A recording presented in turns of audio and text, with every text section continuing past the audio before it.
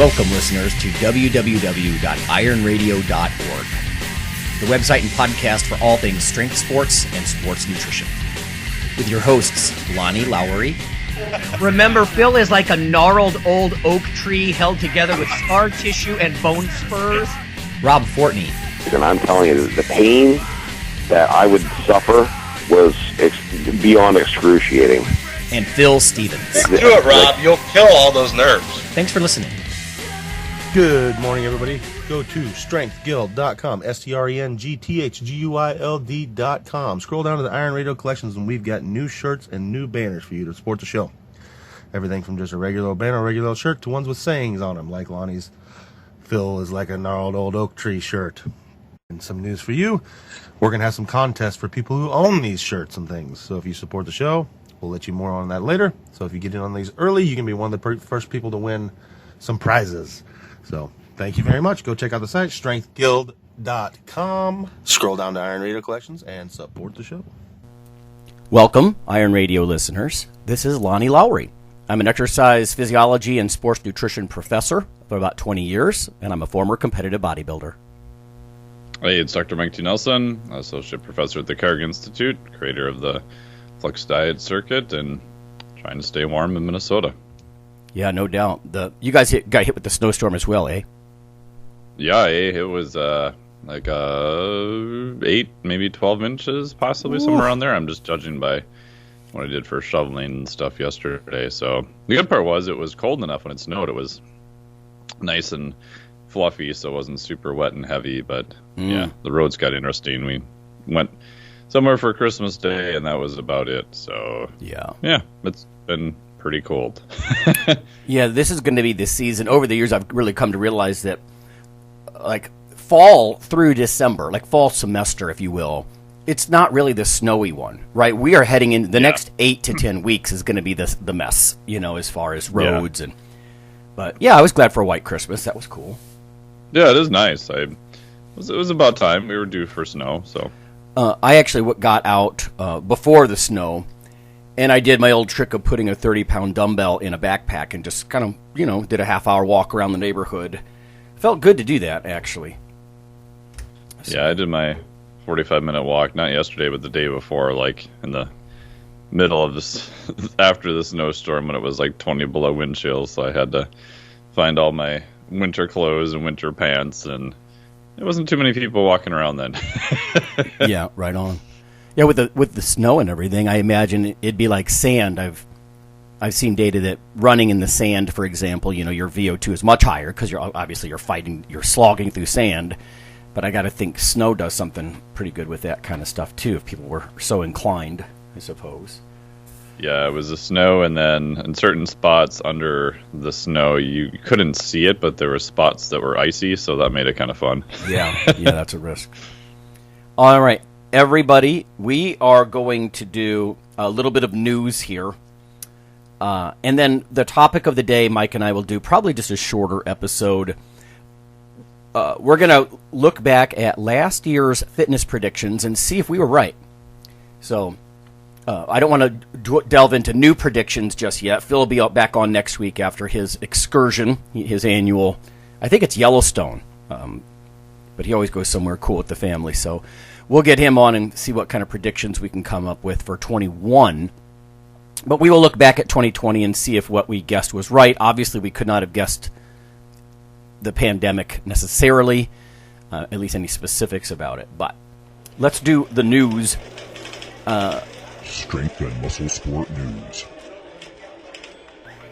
Mike, was that you that mentioned, hey, the Olympia just happened in texts? Yeah, in Florida, right? Yeah, and we were kind of replying on text behind the scenes, everybody, like, oh, God, the Olympia, yeah.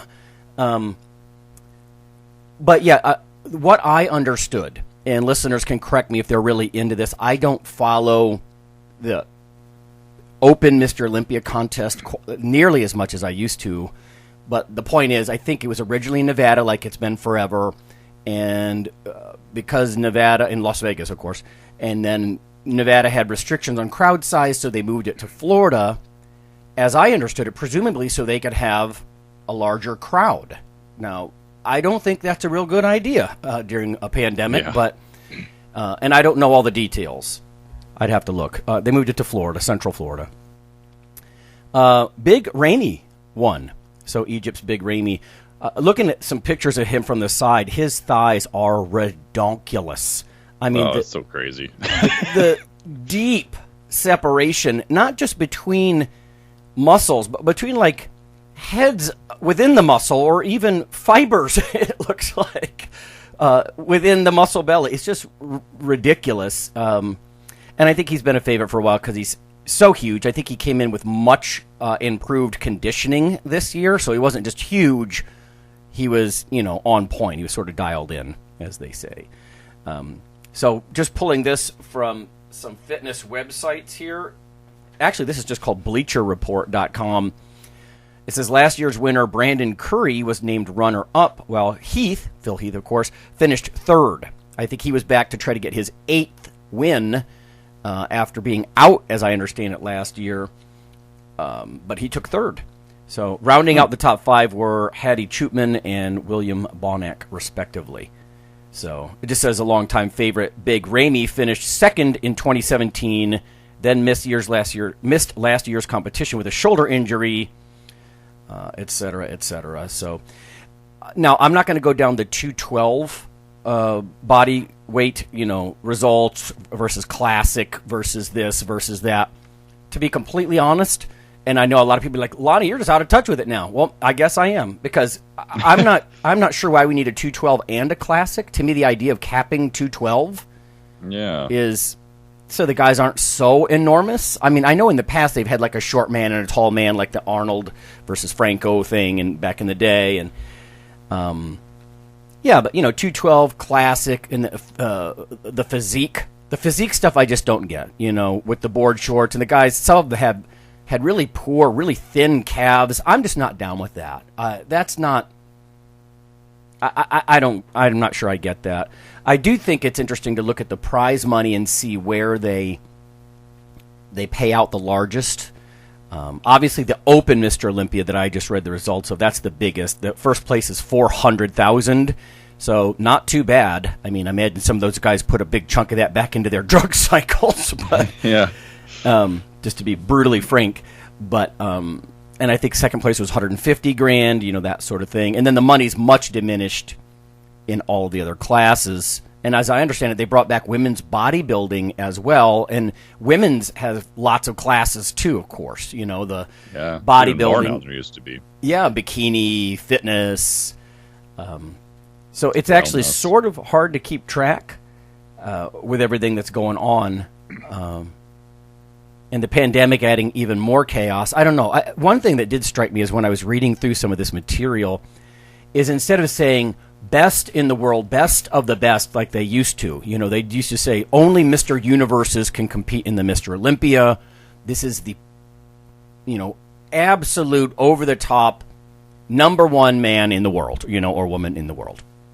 And instead the language just seems softer, By winning this, you solidify your place as one of the best, or as elite, things like that. And just instead of saying the best of the best, it's almost like they're pussyfooting around the fact that the Arnold Classic is there, the Arnold Fitness Weekend, and they're just not being quite as blunt with, hey, this is the best of the best of the best. So I'm not sure why they're softening their language with that, or maybe I'm just reading into that, but. Does it have to do with the ownership, maybe, I think? I'm trying to remember. So president is Dan Solomon. Is this the first Olympia he did, or did he do the last one? I'm kind of a little bit out of touch on that. So maybe that's something to do with that also? I'm not sure. I did notice they had a couple of sponsors that I wasn't as familiar with, and the sponsors, I think, dictate a lot of stuff, like who's actually standing on stage handing the trophies to everybody. And there's I'm sure. I mean, we both know, there's a lot of politics in bodybuilding. The organizers and the promoters are in cahoots with a whole bunch of other people. I'm not saying all the results of the contest are fixed, but the people who are shuffling around on stage or organizing it or whatever, sort of a clique. Yeah. And there's so many competitions now too. I know it's been weird this year, not necessarily this year, but just the different new classes. And yeah, I remember seeing at the Arnold when they had the very first kind of classic or board shorts competition for guys. I was like, oh, actually I get it. It kind of looks like something that's almost attainable. Like if you tried really hard and trained and did everything. And then now I look at them and I'm like, oh, it looks like bodybuilding again with no legs.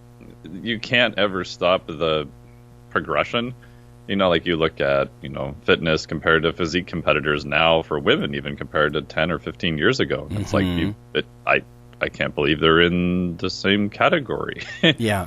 But that's just the evolution of, I think it's hard too, and you've mentioned this a lot, if you're a physique competitor or, men's classic, whatever, you're kind of stuck in this area where you can't get too big, can't get too shredded, but you got to look just right based on XYZ criteria, which is even harder for women.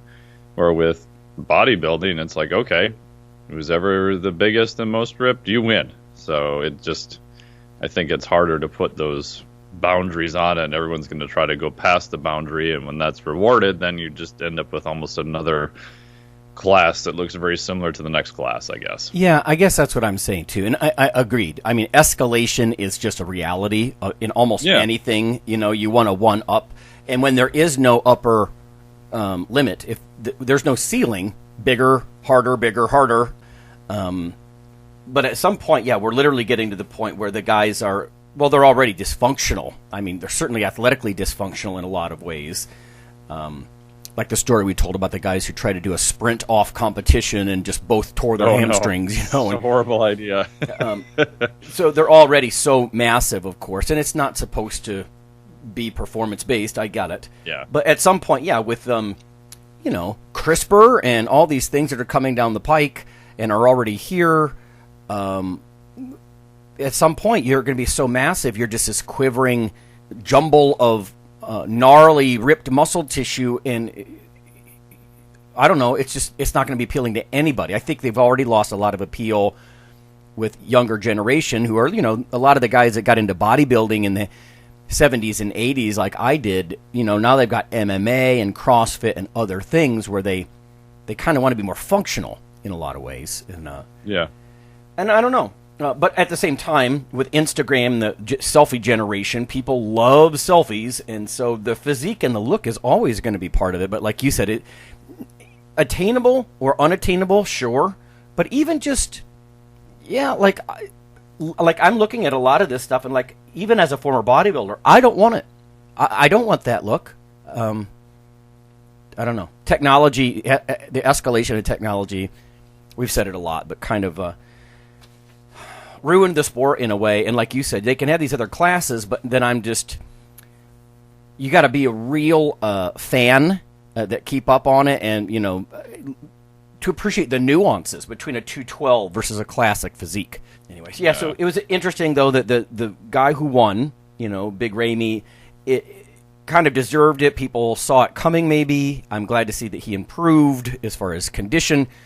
And it's nice to see someone new winning fairly regularly instead of just, we had the Haney years for, 6, 7, whatever it was, and then Dorian Yates with the same thing, and then Phil Heath, the same thing. And so now we're seeing people mixing it up and different people winning every year, so that makes it a little more exciting. Yeah. And I mean, I work with a few, competitors in physique in different areas, and I think it's hard, too, because like we said, especially as you're competing and you're not at the top of the elite of the elite, it's changing. I mean, I worked with a few people in the past where more on the women's side, and they did quite well, but then you look at what was the standard that was sort of set, and then you look at what they actually judged for some particular years, and you're like, that doesn't seem to match. Yeah. Mm-hmm. I think there's just the underlying thing where you're always going to kind of vote more extreme no matter what you kind of set up as a criteria. So, yeah. Yeah. So there's some, admittedly, barely educated commentary on the Olympia. But we'll probably get lots of interesting comments on this too, because even with the handful of competitors I work with, I don't really look at what they're competing against per se. I mean, I have an idea and I know what the standard is and what they need to work on, but it doesn't change a lot of what I do to try to make them the best that they want to be. And, 99.9% of the time, they know what areas they need to work on. So it's just my job to help get them to what they're telling me and what we think they need to get to, because I'm not a judge. And if I need help on other more, physique criticisms, I have 3 other people that do this all the time. I just send their photos to. And then I'm like, I'm out of the loop. Yeah. Here, what do you guys think? And I'll work on whatever your feedback is, because, this is harder when you're the feedback provider too, which is not something I do a lot of, and you're the person helping with execution. So, I can help you with execution. The rest of it, we'll figure it out. Well, honestly, it's a good point about what you do with physique clients is going to be very similar, because unless you have unlimited access to a cornucopia of polypharmacy, then it's still going to be bigger, harder for most people. Even if they're using a little bit of this or that, or supplements involved versus, whatever kind of anabolics they're willing to do, or cutting meds or whatever it is. They are not in danger of becoming the giant quivering muscle mess that I was talking about earlier. No. It's still, the advice is still, how do we get you bigger and harder, with preference to one or more, muscle groups or nuances of conditioning or whatever. But the advice for most people, mid-range people, is still going to be the same, I would think. Yeah, and obviously I don't do a lot of on the drug side and that type of thing too. It's just I don't even know what most of the compounds people use now. I just have no clue. Yeah. Well, and I think the gene editing thing, I just saw a video yesterday, first one I've seen, a guy experimenting on himself. He's got CRISPR kits. It's literally that easy, and I'm not encouraging anybody to do that. This is, at this stage, it's freaking madness. But he was injecting stuff into his forearm, and this guy was interviewing him, and the guy's like, listen, biohackers, we're the ones going to, as far as I know, I'm the first person who's tried to do this, and it's like, oh boy. It will eventually make a lot of existing drugs, like an androgenic drug that isn't just meant for hypertrophy, it's going to make it look like a crude bull rush approach, to try to just massively change your muscle mass by taking androgenic sex hormones and things like that. And I know some are more anabolic and less androgenic and all that, but the idea of literally stimulating a gene product to make exactly what you want without all of those other things, I don't know. It's going to be very, very interesting to see where that goes down the road. But yeah, I mean, even now, they've used CRISPR-Cas9 stuff for like sickle cell anemia, which to me is fascinating because it's literally the transposed of one letter in your DNA. And it causes, obviously, red blood cells to not be formed correctly, which can be very fatal if you don't have a lot of blood transfusions.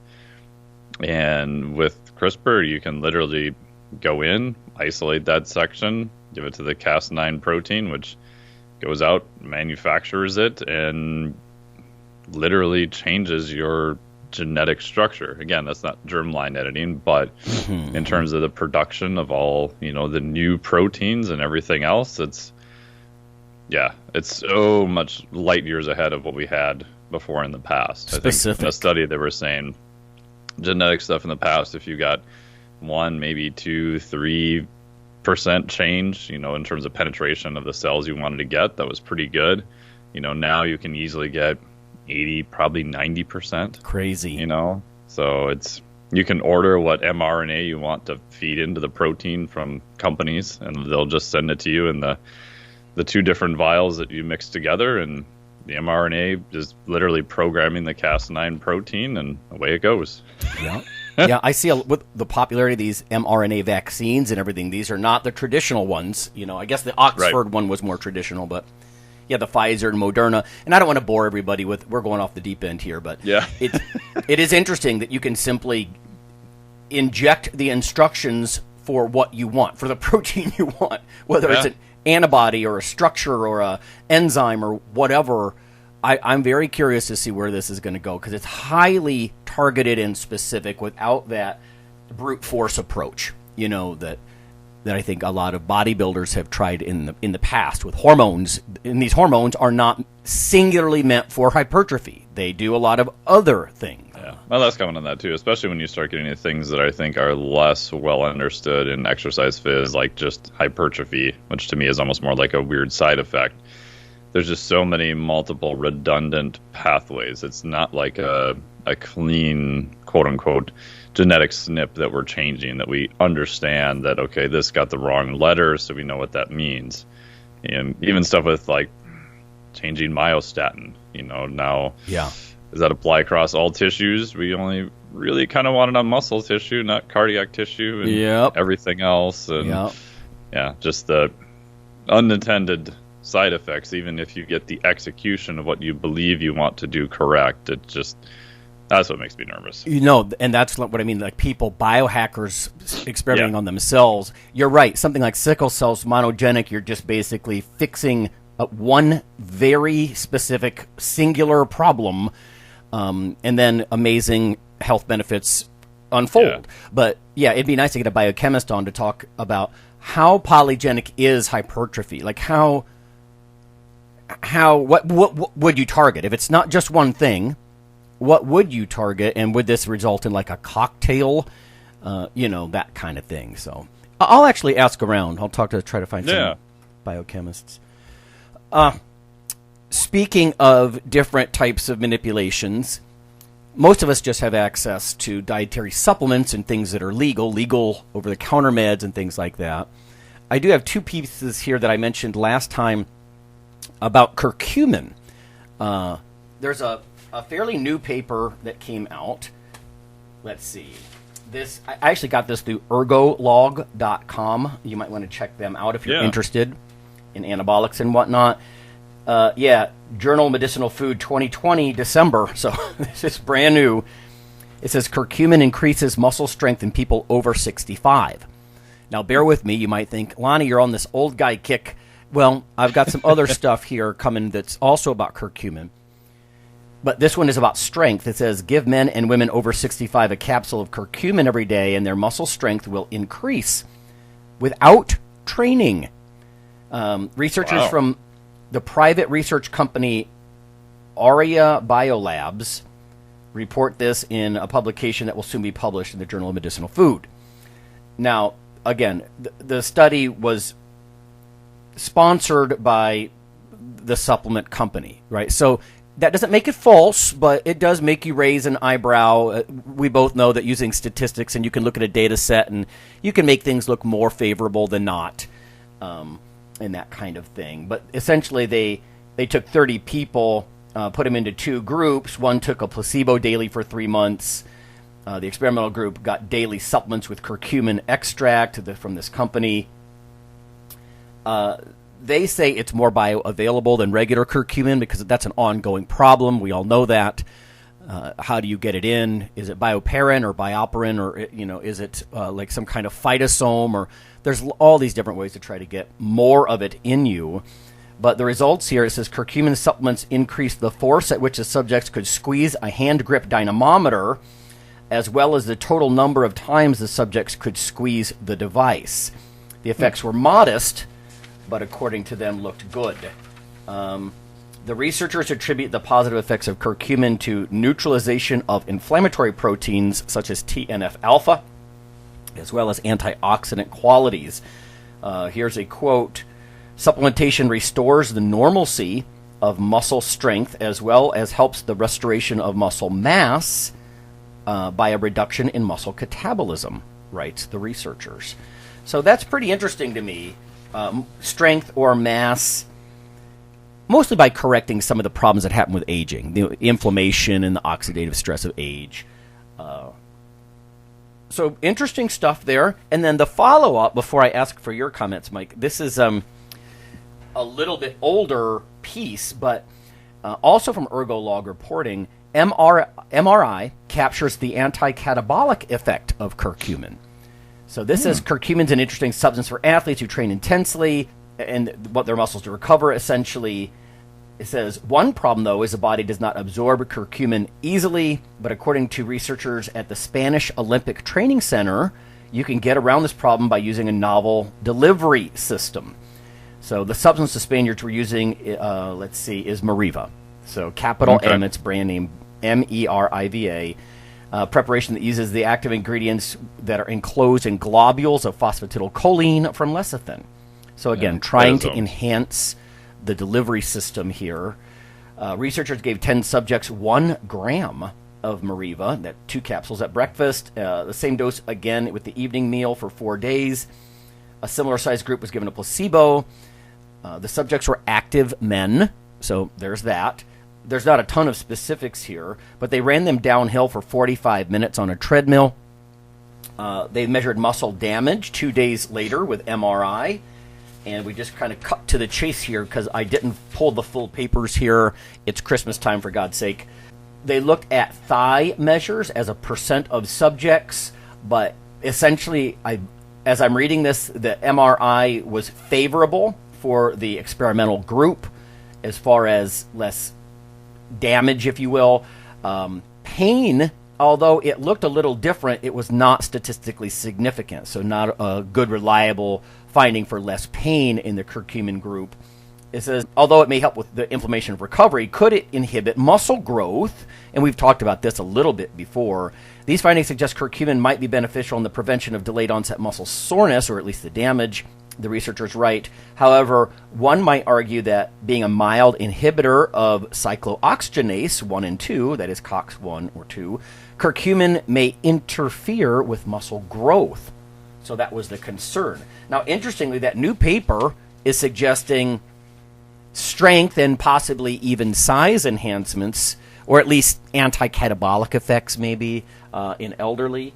So I don't know. Well, we talked about this before. That was one of the same critiques of fish oils, that they might, by reducing prostaglandin E2 as a product of COX, maybe they would screw with your muscle growth or something like that. But both papers here, brand new and slightly dated. The other one, the one I just read about the MRI, that was from the Journal of the ISSN back in 2014.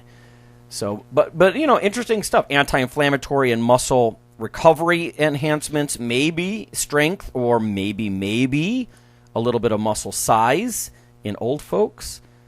So I don't know. It makes me glad. I do take some 2 different kinds of curcumin. I go back and forth. Both of them have different kinds of delivery systems, as it were. But what are your thoughts, Mike, about curcumin and strength and size and recovery? I don't know. I mean, I've played around with it off and on in the past. I've kind of watched the literature a little bit on it. I wonder if the mechanism is similar to NSAIDs, right? It's like Advil, non-steroidal, anti-inflammatory drugs, because they're mildly anabolic in older people, but at a high enough dose may have the opposite effect in younger people.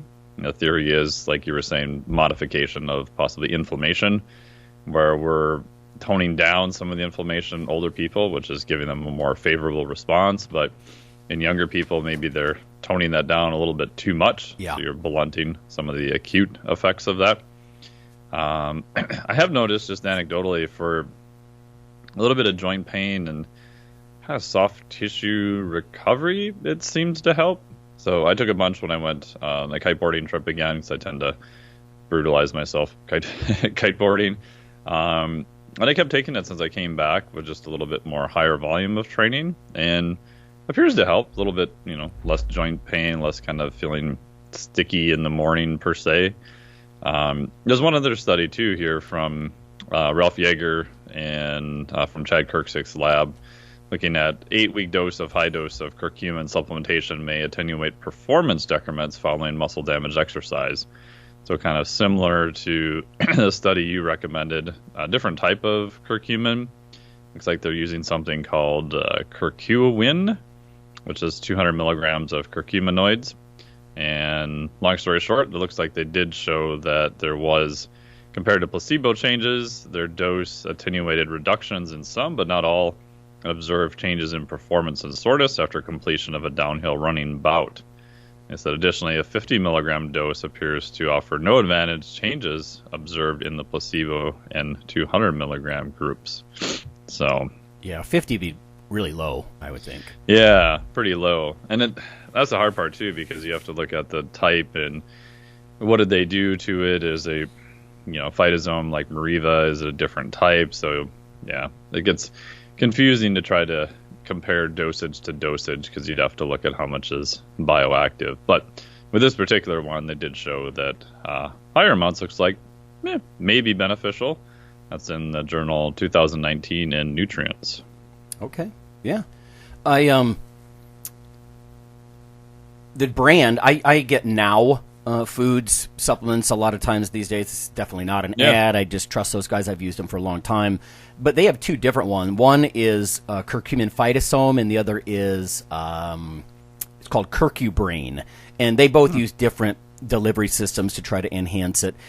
It's very unscientific and just singular and observational, but I blew out my left medial meniscus sprinting a couple of years ago, and I kind of use that as one way that I assess, because I'm aching all over these days, with arthritis and stuff. But when I take curcumin and I take some glucosamine chondroitin, and I'm swishing it down with some bone broth and vitamin C, and just trying to do everything I can, my left knee doesn't bother me. And if I stop after a couple of weeks, it seems to hurt again. So I don't know which one of these things is playing a role in that inflammation, but I just think controlling inflammatory processes as you age through your lifting career is just a really good idea. It's one of the things that I've been good about. I'm not good at soft tissue, like hands-on stuff. I've never had a massage. People are like, oh my God. But on the nutritional side, maybe that's just my career bias. I try to go for the blueberries and anything I can in that way. So, but yeah, I'm more or less a fan. I've seen enough that I'm interested in it.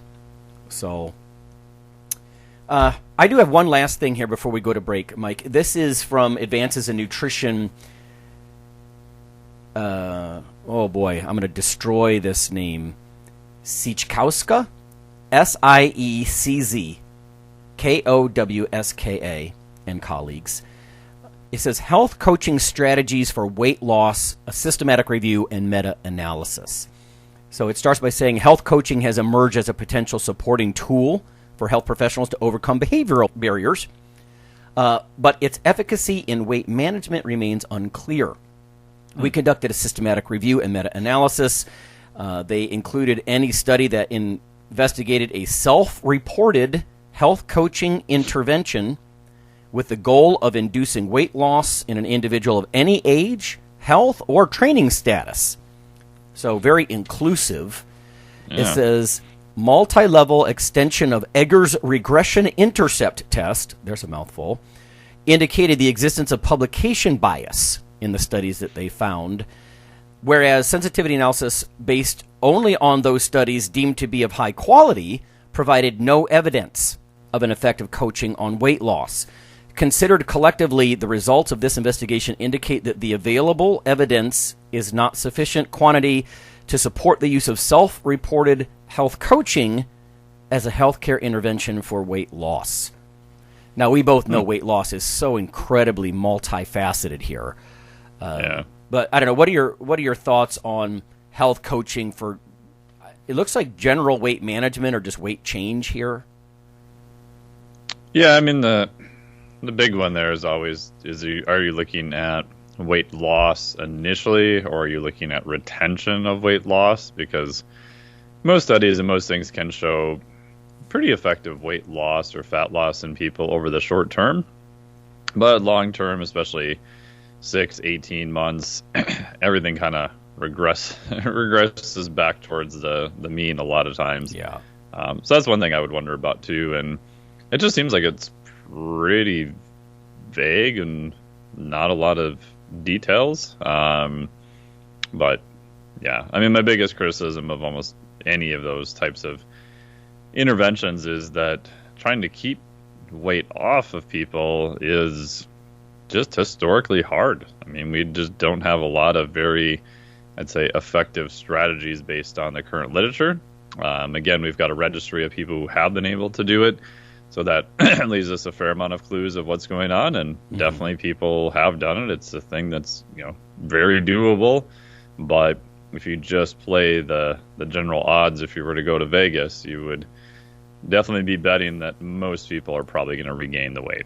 Yeah, it does mention here 38 studies were selected from an initial 653. It says meta-analysis of controlled studies provided evidence of an effect favoring coaching compared with usual care, but was trivial in magnitude. So it's kind of back to what you're saying. Yeah, at what stage? Is this a first attempt? Is this a maintenance thing? Is it a target date thing? Because, of course, the approach either one of us would take with weight management, I would think, would be massively different for target date competition versus long haul. Yeah. And then, I know that if people did a study on the people that I do for online coaching, that it probably would turn out quite favorable, but I also know that I'm dealing with a group of incredibly biased people already, just by virtue of them seeking me out and paying me a whole lot of money. Yeah, right? Well, people with an athletic mindset, sort of, are just going to do better. More intermediate to advanced. They've had many, many years of, getting the skills. So there's usually something bugging them they're trying to dial in, or they've got a competition or things like that. So on the surface, you can find, pockets and coaches and people to work with that, are very successful. The downside is that when you take that to a general population, I'm dealing with a very biased group of people that I've, self-selected, and I don't take everybody either.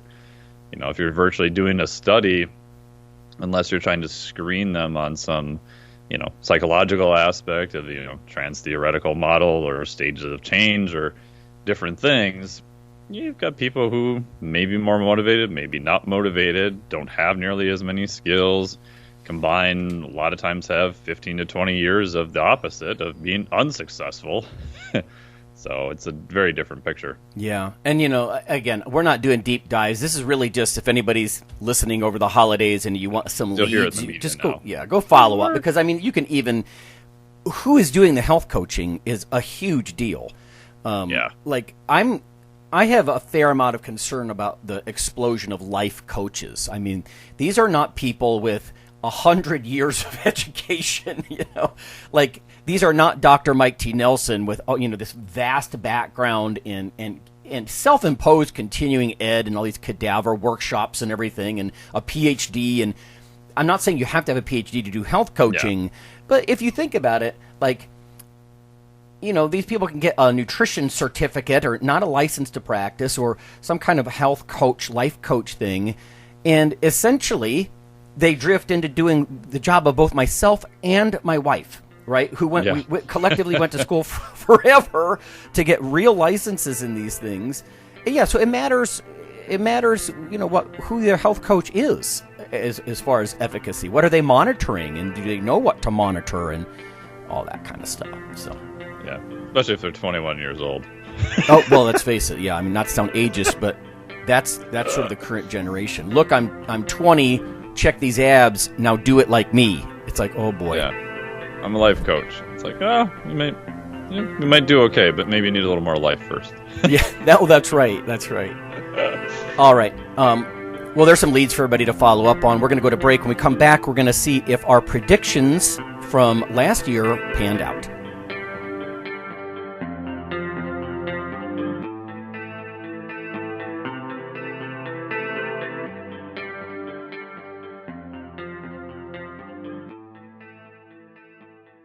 I can't stop feeling. Some of us don't understand how lucky we are to be living in this life. Hi, listeners. This is Rob Fortress Fortney. I'm here to remind you that as the holiday season approaches and your thoughts turn to giving, we like you to keep IronRadio in your thoughts. Over the past several years, there have been hundreds of listener comments hoping that Iron Radio stays on the air for years to come. Iron Radio is here for you. But as with any public radio type format, the show is listener supported. That's where you come in. For just $4 a month, you become a supporting member, keeping your weekly dose of education, experts, and gym talk flowing. Just go to www.ironradio.org and click on the $4 monthly subscribe button near the bottom of the page. Or click the donate button at the right of the page for a one-time donation. You are the Iron Brotherhood and Sisterhood. Of course, not everyone can afford to be a supporting member or a significant one-time donor. But for those of you willing to pitch in, $4 per month or $50 just once, we're about to sweeten the deal. Become a supporting member or major donor between now and January, and a limited number of you will receive a gift worth over $20. And we will never forget our existing supporters. Simply email me via ironradio.org, and I'll send you a free seminar from Dr. Lowery on how to significantly and realistically boost your testosterone levels. Help your Iron brothers and sisters who cannot pitch in but deserve better internet programming in our sports. And happy holidays.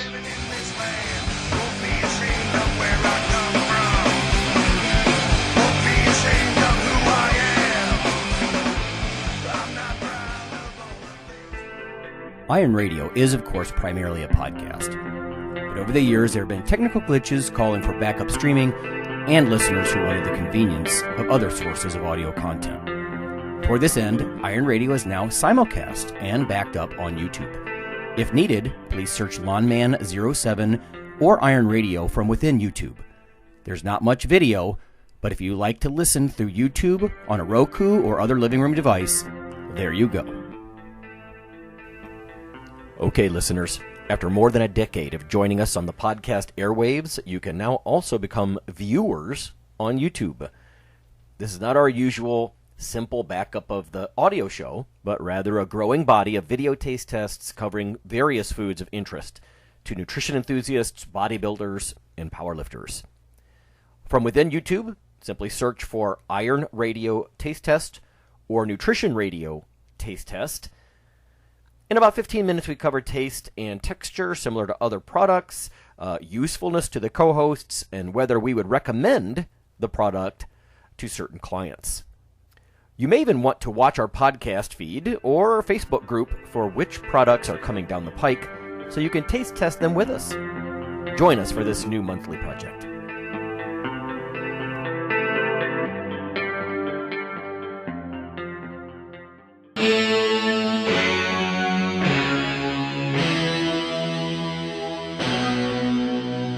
Weekly fix of Iron Radio.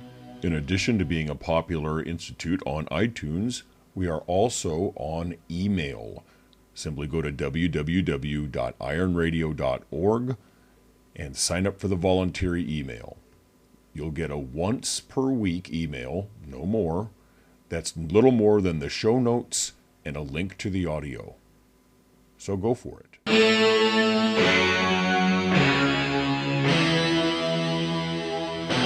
All right, everyone, we're back. We're just going to cover a few of our predictions for this past year and see if they were correct. Some of them are longer-term things, and we try to predict different things every year. It's not the same categories.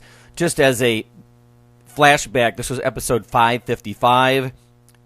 Phil had just got back from playing ping pong in Yellowstone with his family, like dominating the kids, I think. Mike, you were experimenting with cold exposure, different things. Yeah.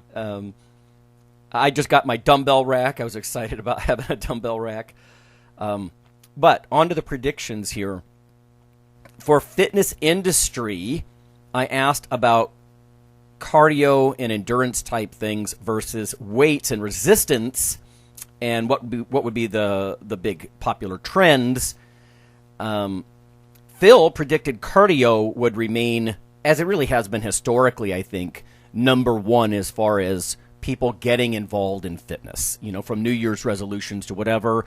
He brought up the Spartan Games that we all, of course, went to, and Mike was on a podcast panel there and everything, and just how many people, you know, just the sheer number of people involved, far greater.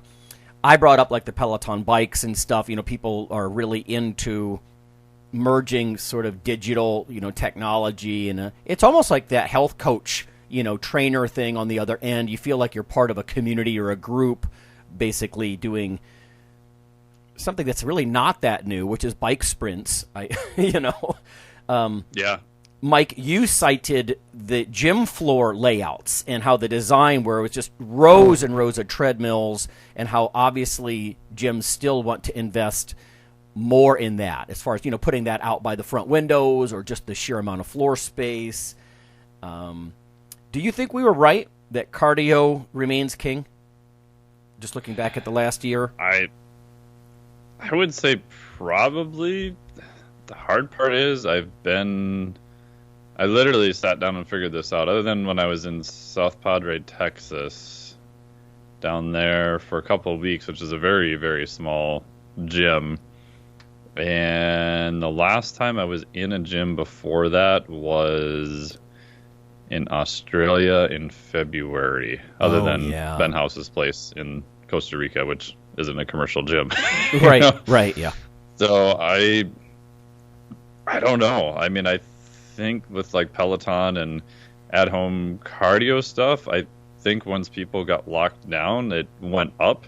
And the amount of people I had messaging me for like, hey, can you get me a rower? It's like, no. Concept 2 doesn't even talk to me. I don't have any discounts. I don't make any money. I don't have any pull with them or anything. I'm like, just put your name on a wait list. And yeah, there was rowers being sold on Amazon resale for like $1,600. And so it seems like once people had limited options, they still were looking for cardiovascular stuff too, in addition to weights. Obviously trying to find weights and barbells and all that stuff is in the same category too. So yeah, I don't know how much it's changed, to be honest. Yeah, I'm going to have to agree with that. It's really hard to... We already cited those things, as far as trends go. Specific to just the past year, it's been so anomalous that how do you really know? Like, what kind of observations can you make? Because, I guess I would say, insofar as outdoor stuff is cardio, that might be something I could point to. Hiking and getting outside to get in your exercise. It's just a smarter way to do it in the middle of a freaking century plague. But yeah, I agree with that. I mean, I do think that and again, this is probably my own bias. I think just by judging the amount of questions and just assessments I see on new clients, that I think you are seeing people who are looking at health in addition to fitness and less trying to be ultra hyper competitive at the cost of everything else. And maybe it's because I deal with a little bit older clientele too, usually in their 30s, maybe early 40s, sometimes late 20s. But I get more requests for, what type of cardiovascular training should I be doing in addition to my lifting? Where a couple of years ago, it was me trying to like show how bad their cardio is and how much it's hindering their other progress to get them to do anything. Right. And now I actually have people almost sort of requesting that. So like, I think I'll feel better. I'm like, oh, cool. So.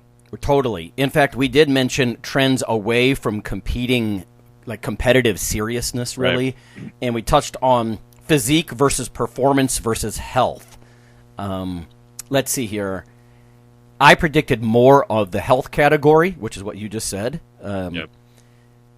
But I said that the physique and performance stuff is never going to go away, because all you have to do is look at Instagram selfies and see that people love to take pictures of themselves, and a lot of that time that's performance or that's physique. Like, look at my, I don't know, round butt while I squat, and Phil was kind of talking about that too. Like, the women's posts get a lot more views and clicks and that kind of stuff, and but guys like to say, look at my big bench. Here's me benching 5+, and something like that. But so I suggested, yes, more toward health despite all that. Although, like I said, the physique and performance never going away because of the social media stuff.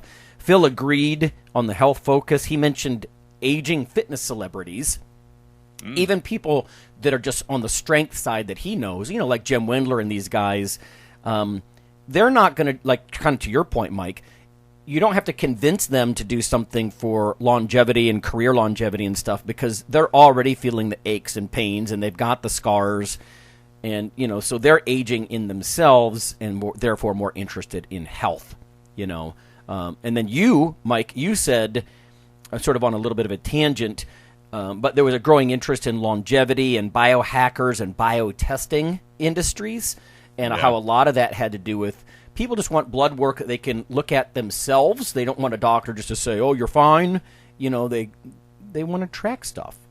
So, yeah, I think that's becoming more and more prevalent, and I don't know if that's so much deficiency, say, in the current healthcare system, or people hopefully becoming more interested in it just for the sake of it's probably a good idea to look at that. But again, you've got the opposite side of that too, where this past year, the amount of things I've tried to talk people out of that in kind of the biohacker realm seem to be pretty, I'd say, well established. And then you look into some of the research, and I'm lucky I have a bunch of people I can call and, MD, PhDs, and pester for stuff I don't understand, and they'll answer my my questions. But the amount of just weird tests people want to run now without knowing and doing the basic stuff is, I think, becoming more of an issue too. So it's the old double-edged sword. Yeah, I just wish people would appreciate that college is not superfluous. All that anatomy and physiology and biochemistry that we've had to take. The human body is incredibly complex. Oh, yeah. And you get fascinated with just one thing, and you start tinkering, not realizing it's going to have ripple effects through other systems, and oh boy. I do agree, though, that healthcare in this country, in the U.S., is broken. And so, we've said it before, but when my doctor says, "Yeah, I want to run a thyroid panel and this and this and this and this," because you told me some fatigue, and I'm like, "Oh, back off there, buddy. Like, which of these things do you absolutely need to make your diagnosis? Don't indulge your curiosity with my pocketbook." And so, if people want to do testing on their own, that's more affordable. I know that's usually not going to count. You can't do that kind of self run test and take it to your doctor, and she's going to want to look at, well, let me look at this in the actual medical system.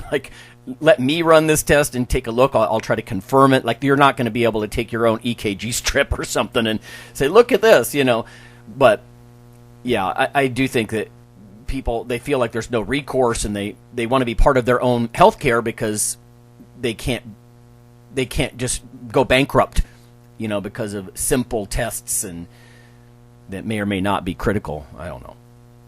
Yeah, and I mean, even this past year, I've had a couple people where, man, this just doesn't, you're not getting the result, stuff doesn't add up. And so they went to their doc, they did a bunch of blood work, comes back, and I'm looking at it, and I'm like, I'm not the best at reading blood work, but at least I know enough to know what my limits are and who to call. Mm-hmm. So I sent it to an MD, PhD buddy of mine who went all the way through med school, was practicing for a while, and I'm like, "Hey man, her doc says this is normal." I said, "This just doesn't look right." It's like, "Oh yeah." And long story short, we ended up having her do a sleep study. Another buddy of mine got her hooked up with a sleep study at home, and yeah, she's got some sleep issues, she's got some airway issues, and so it was driving her red blood cell content super, super high because she's getting hypoxic during the night. Wow, yeah. And that would explain why some of her, VO2 max was low, her aerobic performance just wasn't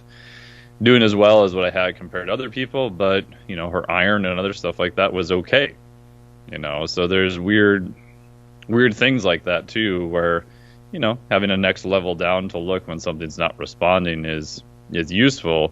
But even then, unfortunately, she, had to talk to her one physician and get another physician, another referral. And so it's a pain in the butt. Yeah, multiple opinions from your doctor, and obviously taking stuff to a specialist, making that referral. Yep. It's just huge. And if you're not getting the result that you want, we've said it before, it's really sort of blunt, but you can fire a doctor who's routinely just saying, no, this isn't your problem, or this is your problem, or they're really just, they're not getting it for whatever reason. you can always get another opinion, and I know that gets expensive in a lot of ways, but if you do testing on your own, you just have to be very careful not to be diagnosing yourself with anything. Yikes. But yeah. And these are all within normal health parameters too. It's, we're not trying to diagnose her or anything like that either, but I know you wouldn't, for sure. Yeah. It's like when you look at someone's blood work and you're like, they look like a cyclist on EPO, and they're not. You're like, something's not right. Right, yes, no doubt. Yeah, and it's good to have that information. I mean, even if it's just so you can then say, okay, doc, if you want to confirm it, please do, because this is a concern. Yeah, and I usually just tell everyone, like, just go to your physician. Guys, unfortunately, are horrible at this. Just once a year, just get a CBC with differential, a CMP, and a lipid panel. Like, if you only get those, in worst case, if you have to pay cash out of your pocket for it, websites you can find. Most states will let you do it for under $200. Bring it to your doc. They're not going to like it. They're going to be unhappy with you. But most physicians are probably still going to look at it. And if nothing else, you've got at least a running total from year to year to see if anything is changing or goes out of line. Oh, yeah. And you're getting baseline or whatever. Yeah, for sure. Yeah. I just felt that myself. This is unrelated, but I went to the eye doctor, and I've never had any problems with my vision beyond my myopia, really. And I needed bifocals this time. First time, Now, a lot of people that hits them at like 45. I'm 52 now, so I'm like, all right, it's going to happen eventually. But just having that couple of years of baseline, and then like all of a sudden my depth perception has changed. I went so far as I had a couple of scans of my retina done, and just so I can have the information, like you said, so some history of where you were, and then you can look at some kind of delta score, some change in what's happened. And like with me, it was pretty obvious, so I'm like, oh.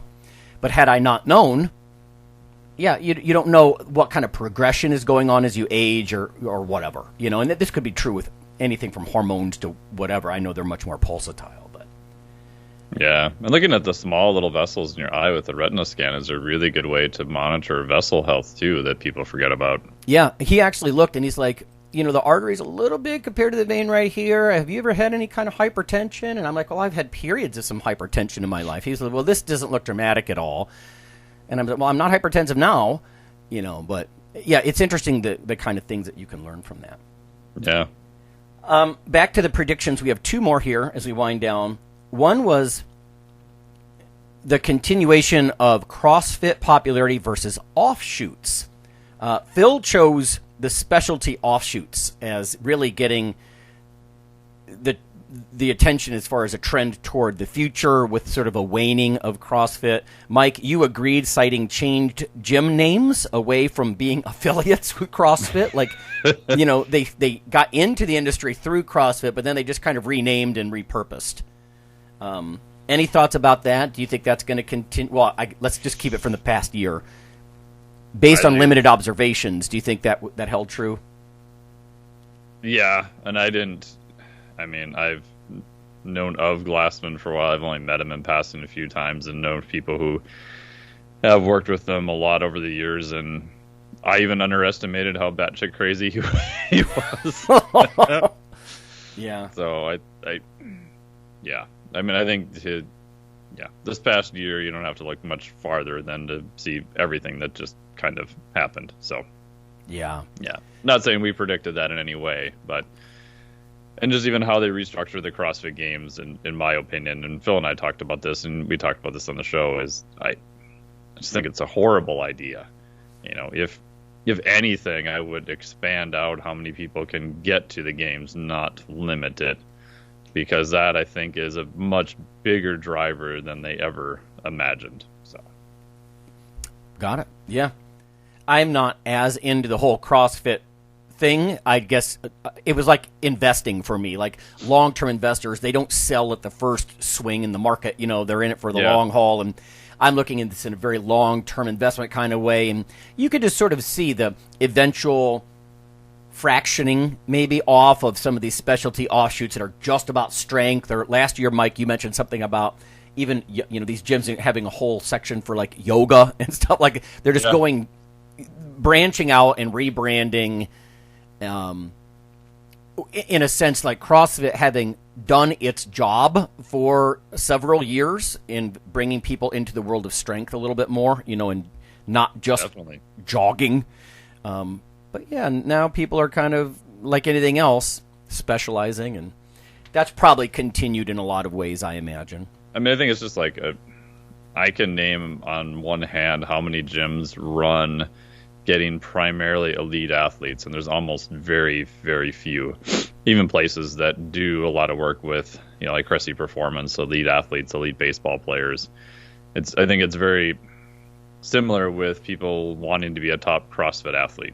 If you went back maybe 10, 15 years ago, if you're a pretty good athlete, it was possible. It was in the realm of possibility. Where now it's so specialized and it's just so much more insane than what it was.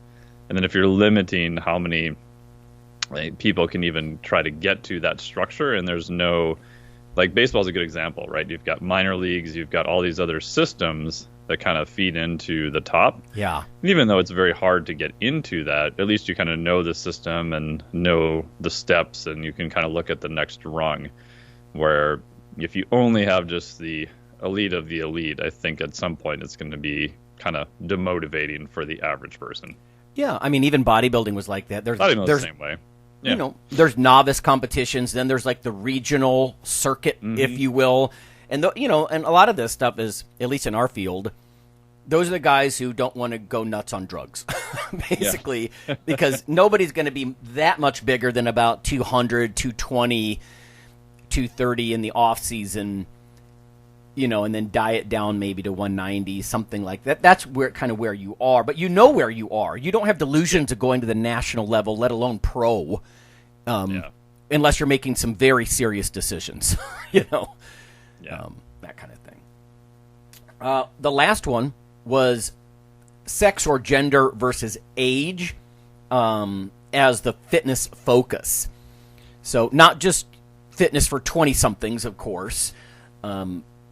Phil predicted that sex would be the focus, meaning gender, if you will. Gender, of course, being a social construct here. But he pointed to social media posts, like I mentioned before, with women getting a lot of hits, but also more exciting to watch because it's the women who are consistently breaking records, right? As far as they're just advancing the field so much. So he thought it was more of a sex comparison versus age, although he did talk about a lot of the fitness celebrities that, at least that we're aware of now, being older. What do you think in 2020? Was there a continued focus on male versus female, I suppose, in competitions? Yeah, I would probably agree with Phil. Looking back, I mean, I think especially in strength sports, I just see a lot more interest in women's lifting, and a buddy of mine was talking about arm wrestling, and even arm wrestling, there's women competitors. Yeah. And I think just seeing, it's like anything else, right? Everybody wants to see records broken, and I think if there's a gap between women and men, that's gotten a lot less, and some cases, women potentially getting very close to the men's records, or beating them, especially in the very lighter weight classes too. So that's exciting to see. That's like everyone, we're just wired to see progress, and that's something you can see that I think has changed quite a bit over the last, especially 5 years. Yeah, it's a good point. Not just the consistent breaking of records, but just the fact that the overall performance is genuinely impressive, Yeah, totally. Like we had Heather on talking about being elite, in some of these strength-related sports as an adult. It's like, it's not like you're just watching something that's twice as slow, twice as weak, this and that. I mean, they're pushing some serious boundaries, like you said, and without question surpassing an average fit level male, and it's fun to watch that stuff. It's dynamic, and it's strong enough and explosive enough that you want to watch that kind of stuff. So, yeah, I do think that probably held true. It's hard to look back at competitions this past year because everything's been so screwy. But this is one of those multi-year things where it's just going to continue. for sure. So yeah, and I often wonder, going back to the CrossFit thing too, is I would love to see some way of tracing how many more women got into just exercise and lifting and Olympic lifting and all that kind of stuff just from CrossFit, especially 5-10 years ago, who now maybe have progressed into competitive Olympic lifting or transitioned into powerlifting or changed into different sports. But I would be super curious to see how many of them started out or had an influence from CrossFit, which is one of the very, first, I'd say, competitions where from the start, like, women and men were basically treated pretty equal. I mean, obviously you have a men's competition, you have a women's competition, but I believe even going back to the first games, like, the prize money was the same. It was very interesting, more flat organization between gender just from the start. And, dropping in the past to a lot of CrossFit gyms, it was generally more women than men a lot of times too. So. Mm-hmm. What about your client base over the last year? More women than men? Has that continued, or how does that measure out? Yeah, it's interesting. Like, so most of the people I write to, because most of my content goes out to the newsletter, I write to the standard dude bro kind of educated meathead egghead who's in their probably mid 30s or so. But paradoxically, like 80% of my clients are actually women. So wow, yeah. I don't know exactly why that is, but I think most of it has to do with just kind of being focused on principles. And I probably spend more time trying to talk some women out of highly specific training for their gender based on their, maybe their menstrual cycle and other stuff like that, where I think there's a difference, obviously, but I don't know if there's a big enough difference to radically change their training per se based on the data I've seen. Mm-hmm. So maybe it has to do with just less of, I don't know, maybe some of the other things that other people are doing. I don't know. Because I've asked, obviously, my clients, and they're like, oh, well, you just do stuff differently than other trainers do. I'm like, okay, I guess that's good. Yeah. Well, it's not you're going to be very science-based, very educator. Yeah. It's not this macho, look at me kind of fitness stuff that's so prevalent on YouTube and whatnot, Probably a lot of the same reasons that people, like if you look at the reviews, we got up to 500 reviews on iTunes, and a lot of them are like, these guys, they just don't buy into the bro science. It's very professional, sort of educator-oriented, and, I think a lot of rational people just want that, and especially insofar as there's still a stigma with, women don't want to become too big, or, they somehow need permission sometimes just to do pure strength. They know that they're not going to get a judgmental kind of thing out of Professor Nelson, Yeah. So.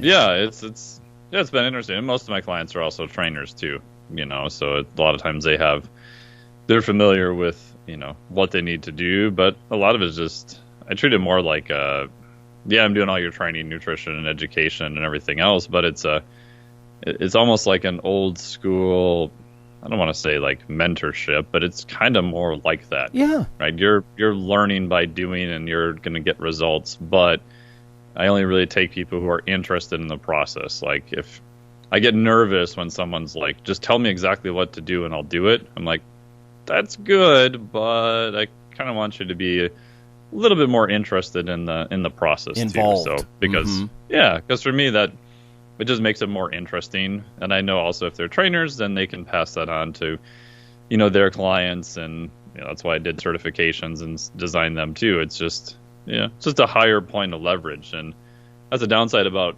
only being in academia is you can have a massive effect on people. It's just a smaller number of people, and it's just a different effect too.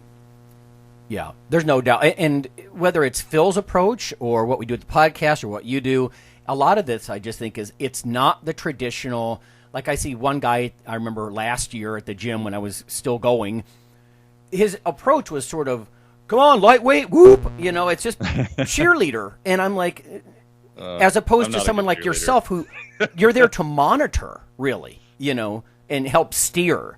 It's like my tax lady, she could take a lot of the time that's necessary and monitor the numbers and watch for things. That's useful.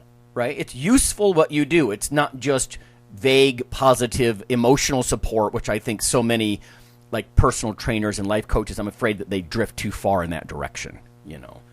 So. Yeah, and it's a super hard balance too, because you want to be interested in the person. You kind of a lot of times have to dig deeper into what's actually, you know, going on, but at the same time, it's not my job to quote unquote motivate you. Like, you have to kind of come in wanting to do it and wanting to do better, because, you know, some parts are going to be relatively easy and some parts are just really going to suck, you know. And for more advanced athletes, I have a whole like 1 week assessment, and they've made even little memes out of it and called it Hell Week and all these other names and stuff.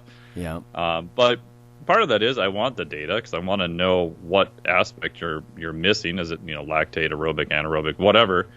And part of it is it's kind of a shit test. You know, if you don't make it through and you find a bunch of reasons not to get it done, then this is probably not going to work. Yeah, lack the motivation. Yeah.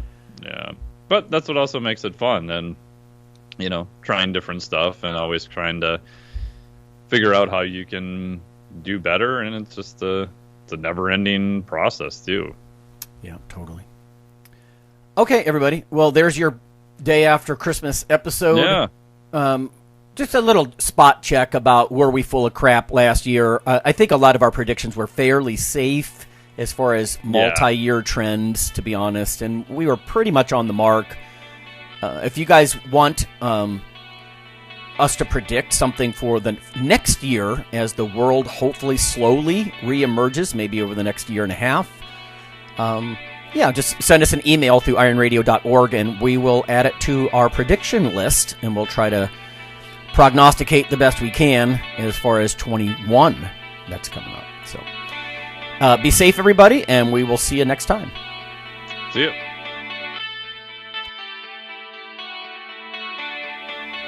Iron Radio is accepting donations.